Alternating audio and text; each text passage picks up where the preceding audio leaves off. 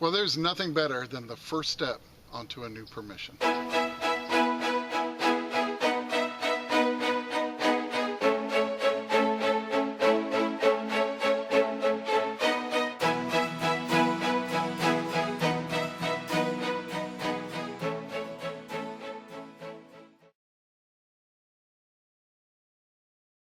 Well, welcome to Finding America. It is really nice to see you here. Well, I do have a very big announcement to make, and that is that I'm thrilled to announce that Finding America has a new metal detecting partner, one that many of you may already know, Sirius Detecting.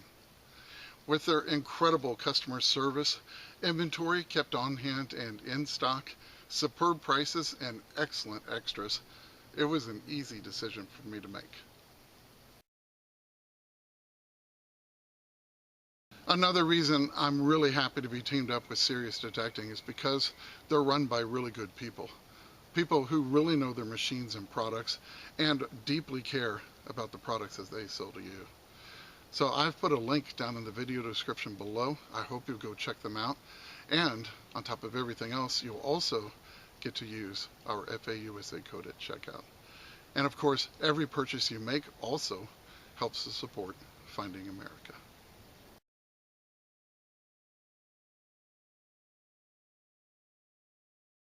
Well, I've had my eyes on this spot for a very long time, just wishing that I'd have a chance to metal detect it. It's an old white church sitting high atop a hill in the mountains of Tennessee. Well, this past weekend, I got lucky. I got permission. Well, one of the things I truly love about metal detecting is that with each piece that I uncover, I get a small glimpse of the past and of the people who walked before me. And this old church sitting high atop a hill is just such a sight. I really hope you enjoy watching this one.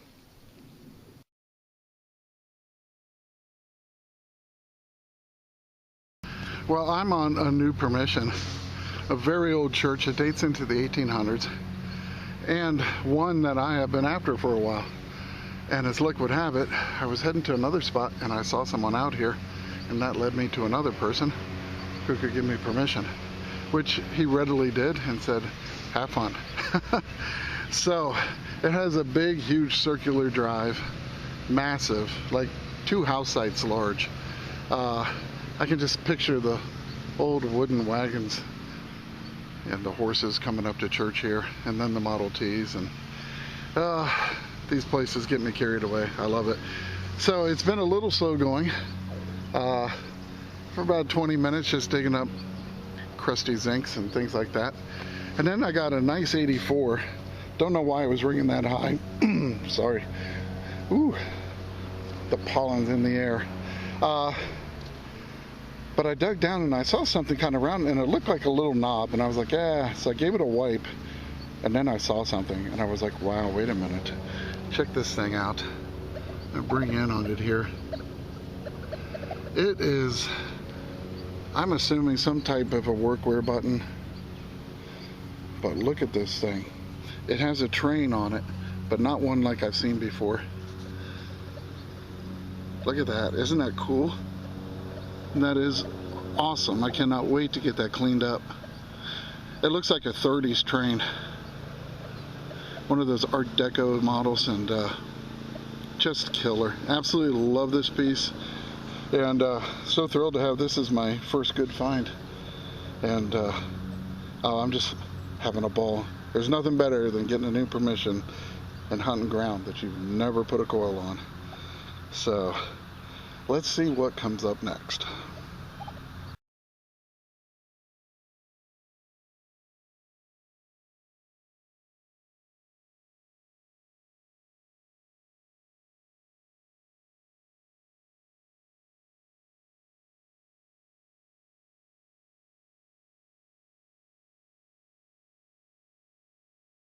So a lot of people ask me, am I running a factory program? Do I have a custom program?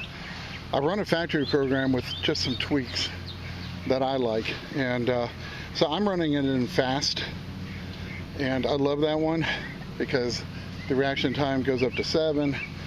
You really don't lose any depth with doing that. And especially in a trashy area, it's really nice. It separates like mad. I also run it in two-tone, and I run the audio theme in depth. And by doing that, the targets just really bang. They're louder. It's just hotter on the targets. And I also run my iron audio at 1, so I can just hear it. Of course, the big iron and everything's going to sound off just like normal, but it's the small iron and everything. And I've got someone mowing in the yard over here, so it's getting a little bit loud. So this target right here was giving me a 32, and I've been digging up quite a few pull tabs, and which is good because it shows that no one has been real thorough here. And but when I saw the trace on my screen, it was longer.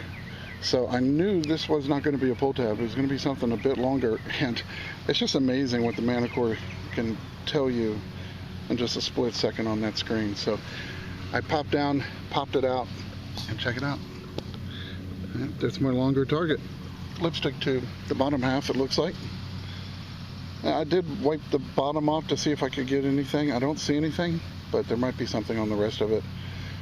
But that's an older piece. That's probably 30s to 40s, and only about 3-4 inches down. So I am definitely enjoying this place, and there is so much ground to cover. I'm going to be here on many hunts, I believe. So anyway, just want to give you the rundown on that, and I'm also using the M9 coil.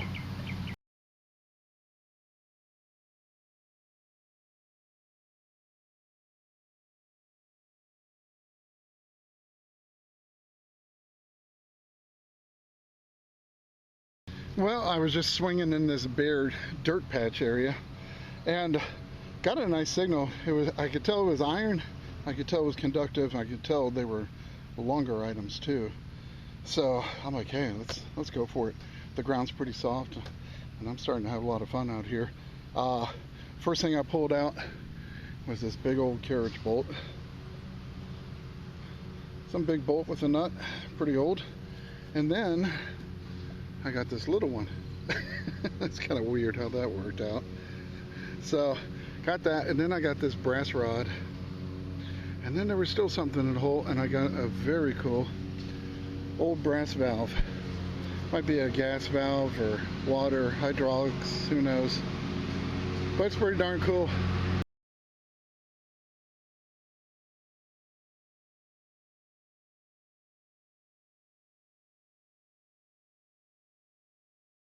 Well, I got a 42. It was very deep, about 9 inches. And I thought, I was just talking about this. But here you go. Here's a piece from the horse and buggy days of this old church. So very cool.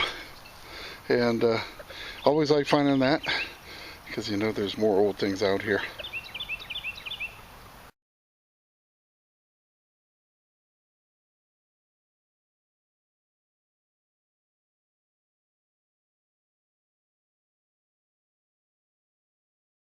Well, I'm just down from the church, down in the middle of this big circular drive, and got a nice 40 signal.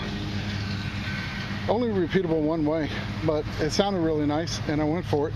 And it was sitting at the bottom as soon as I flipped the plug, and I saw it right away, and I'm like, well, what do you know, another lipstick tube. You can just picture what happened. People parked their cars here on the side of the road, and the women touched up their lipstick on the visor mirror before they headed into church, and went to put it in their purse and missed the purse, and it fell out onto the ground. And look at there, you can even tell what color the lipstick was. So very cool. And yeah, a couple finds there that definitely tell the story of what happened here.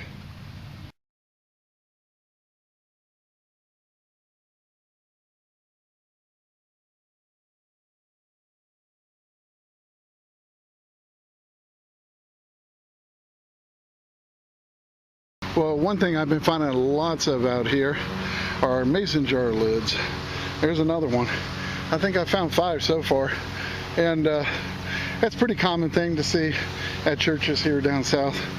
They would have had like a potluck picnic, and lots and lots of canned goods and lots of old mason jars and Prestos and all kinds of different ones. These probably date back anywhere from the 30s to the 60s. So, and the porcelain liner, I think this is the third one I've got now. So, I don't know why I save them. I'll figure it out one day.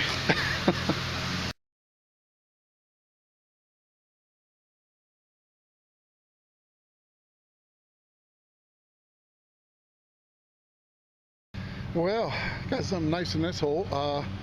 I'm just coming down the hill here and I got a 24 to 26 signal.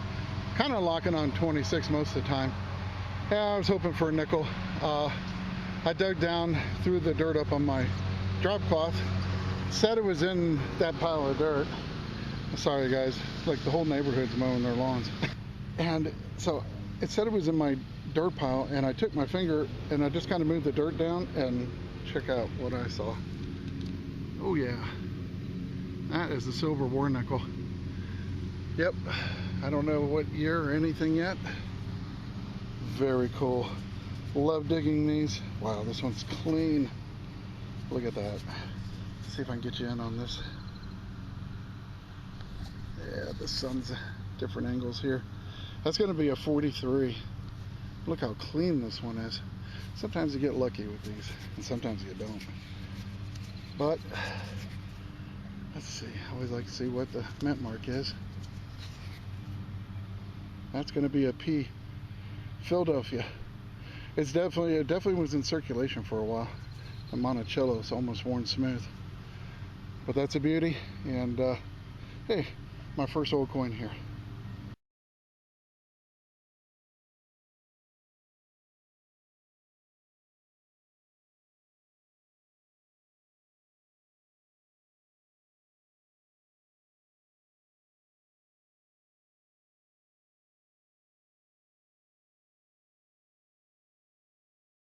Well, I've got something cool in this hole. I tell you, I've wanted to detect this spot for a long time. I had permissions all around this place, and I always kept looking at this big tree on the corner. Let me show it to you. And this tree has got to be 150 or more years old. But look at that thing. As you can tell, we have a beautiful day. Blue skies, no wind. Boy, that's a nice switch. But this tree is pretty amazing, and I'm hoping I might get lucky enough to get a coin as old as this tree. That would be something, wouldn't it? But I did get something very cool here. It's giving me a 54 signal. Said it was in the plug, and I started brushing the dirt out, and it fell down there. And look at this thing. I don't know if that's a big button or what. Wow, yeah, see, it's iron backed. Yep, you can see iron back on it. Brass on this side. Wow, look at this thing. This thing is fancy. I'll tell you what, let me get this brushed off, give it a little spray, and we'll see what it looks like. And it's got to be like a huge blazer or coat button. That thing's massive. What a cool find. Well, it definitely is fancy. Here, let me get it turned the right way. Look at that. It's got like two Griffiths on either side of a shield or a big fancy urn. Very cool. Kind of a royal crest button, but that is a massive button. So still got a lot of the gilt on it. So very neat. Probably anywhere 30s to 50s. But that's a nice little find right there.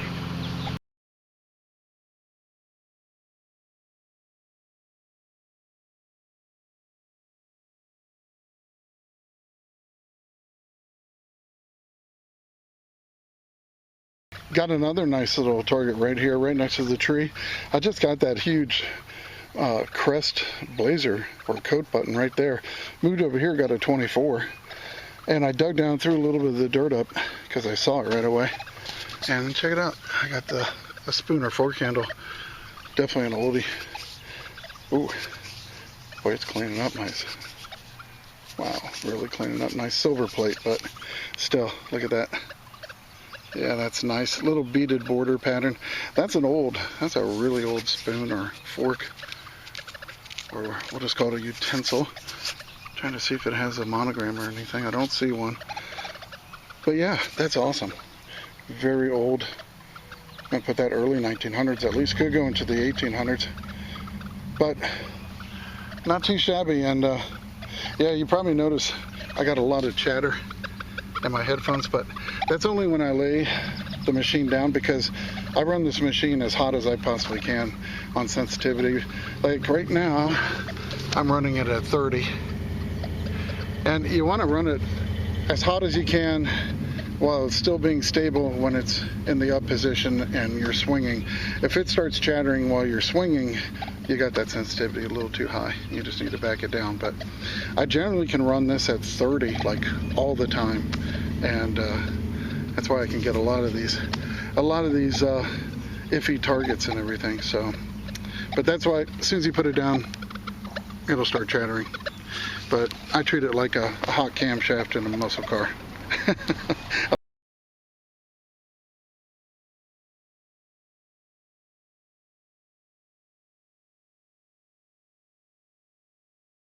Well, we got the wind kicking up, so I'm trying to get my back to it. This is a nice little find, one I always enjoy finding. It was giving me a 47 repeatable, and it took me a while to get it out. It was underneath this big old rock, and then I finally got it pried out, and looky. Something I always love to see. I don't know. I just have a knack for finding these. It's almost become a bit comical, but at the same time, I love it because it gives me a chance to share a very cool train picture from our great country's past.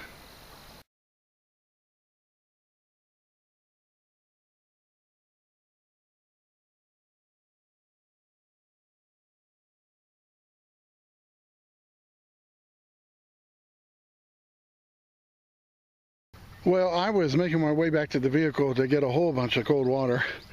We're supposed to hit about 90 today, so I'm only doing half a day, and I'm gonna knock off, and then I'm gonna come back here bright and early at sunup tomorrow and go at it again, because Sunday and Monday look like wicked storms. So this one, I might have another one. Got a 26 to 28 signal. Cut the plug, said it was still in the hole, kind of fished around with my finger, and look what I stirred up from the bottom of the hole.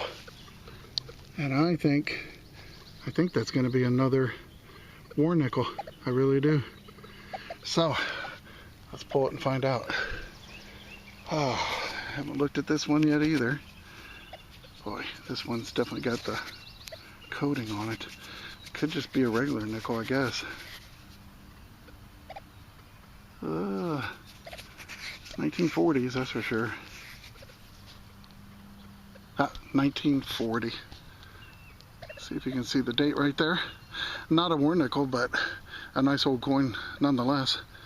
And I fished my other war nickel just in case. I got to take a picture with two of them in my hand, but I'll take that. A pre-war nickel and a middle of the war nickel.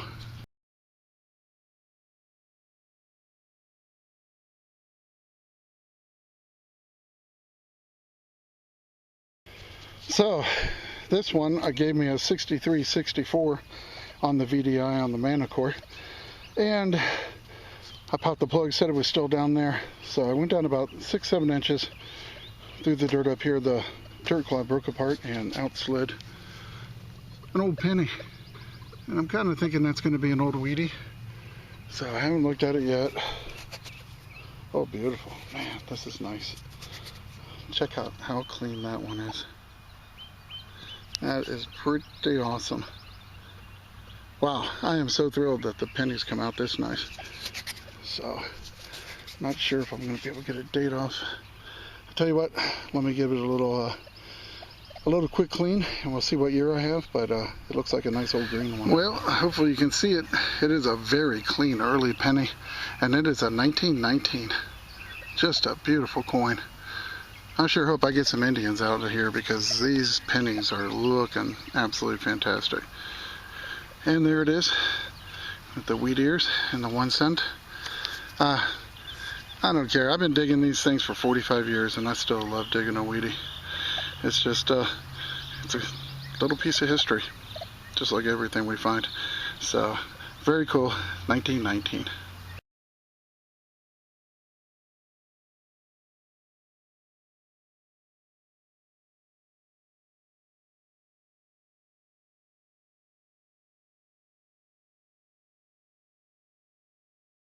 I am back out here, and first interesting target was 64, and I dug down. I don't usually show these, but this is kind of unusual. Look at the size of that old square nail. That is pretty cool. I don't think I've dug one like that before, so I just thought I'd share that one. And yeah, it's not quite too hot yet. I'm going to put in a few hours here and see what we can find.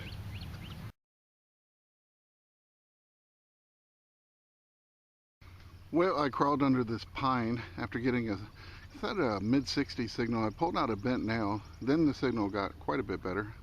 I dug down and pulled out an early weedy.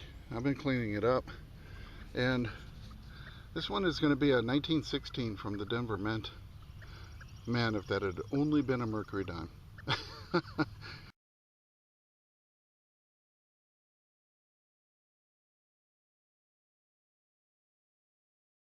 Well, still working under this old pine, and that's where I got that 1916 D penny. Went over here, got another nice tone, dug down and got another 1919 penny. So, pretty cool. Now, if I can just find that 16D mercury hiding under this pine.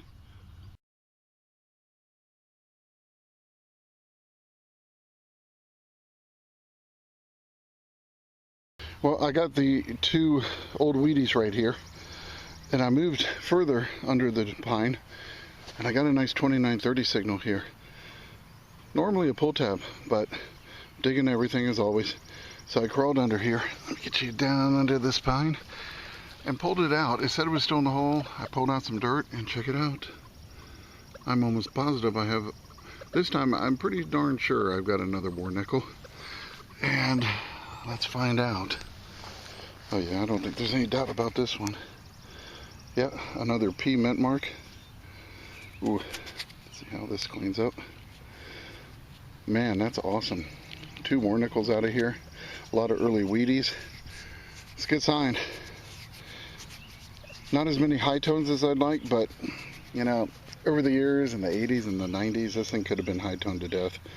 And they left everything penny and below, which is kind of crazy, but a lot of people still do that. I don't recommend it. You pass up a lot of very cool things waiting to be found, like this one. And I think it's going to be another 43, just like the other one I dug up. 43 or 45 is a little hard to tell, but it's going to clean up just as nicely as that other one will. So there you go. I guess I can say I got two silver, two 35% silvers, but I'll take it.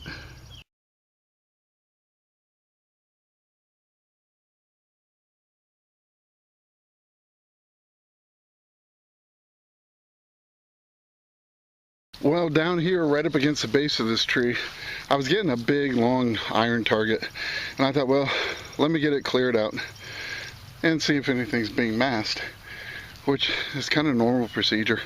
So I dug down, and I got this big piece of iron right here. Hopefully you can see it. I'm in the middle of the tree. So I ran my coil over it again and got a 71. And what do you know? Look right there. There's the coin.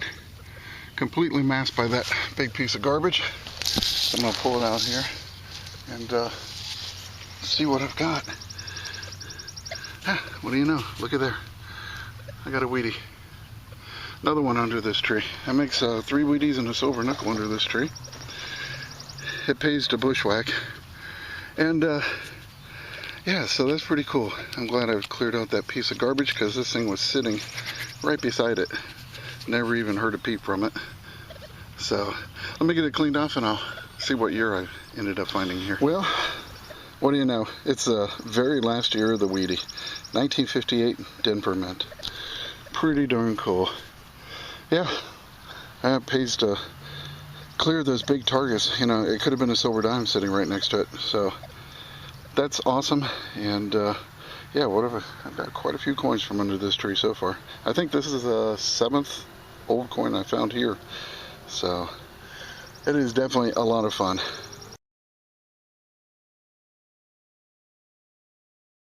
So just outside from where I was under that pine, I came over here to where the old drive up to the church is, and a little bit of mixed gravel in here, but I got a 32 signal, but it was giving me a longer signature on my screen, so kind of got me curious, and popped the plug, and there it sits. And it looks like I have a pen knife. Looks like it was in the open position when it was lost, but the blade snapped. Very cool. I was hoping maybe it was an advertising piece, but I don't think so. It's probably going to be from the I'm trying to remember when they started doing this. Could be 40s into the 60s. I'll have to get it cleaned up. We'll get a better look at it, but that's a nice little pocket knife.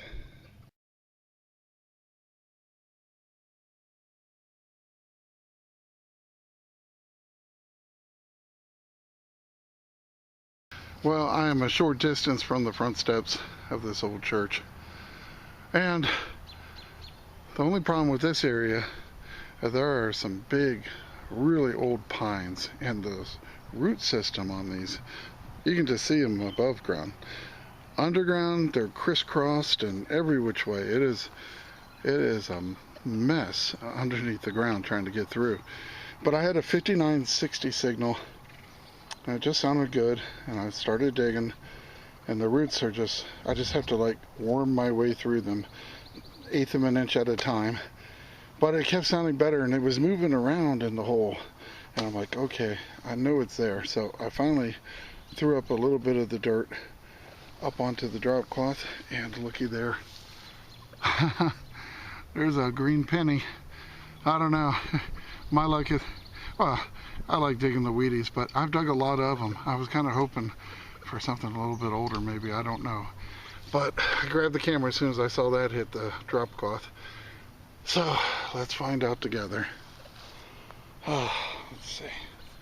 Well, give it a wipe. Well, can't really see that. Ooh. I think it might be. Oh yeah, I can see the outline of the Indian. Oh man, that is awesome. Let's see. Oh yeah, check it out. 1 cent and the wreath. Well, I'll tell you what, let me get this cleaned up and we'll see what year I have. Oh, I'm thrilled. Got myself an Indian, and I gotta get my back to the wind right now, but that's awesome. Can't wait to see what year it is, and it looks to be in really nice shape, just as nice as the Wheaties have been. So I'll be right back. Oh, check out this beauty.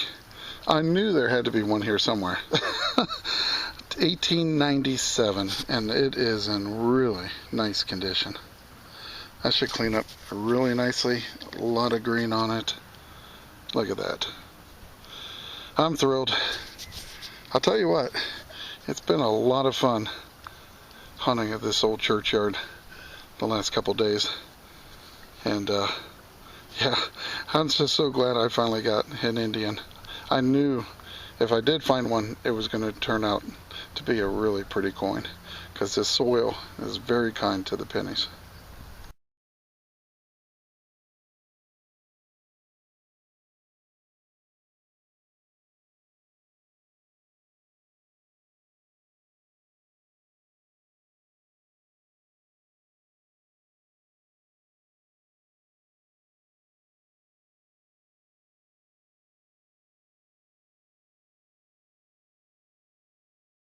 Well, I had an absolutely amazing time out there, and I'm always honored when I get the opportunity to hunt an old church, because I know to that congregation, this isn't simply a building made of wood, it's their rock. And I want to say a huge thank you to all those that gave me a chance to uncover just a little bit of their church's past. Now, don't go anywhere just yet. I have some incredible historical photos to share with you in just a few seconds. And as always, at the very end of this episode, there's a link that'll take you to another awesome Finding America episode. Well, I truly hope you enjoyed watching this one. And remember, it's history that makes a find a treasure. And I can't wait to see you back here next week on Finding America.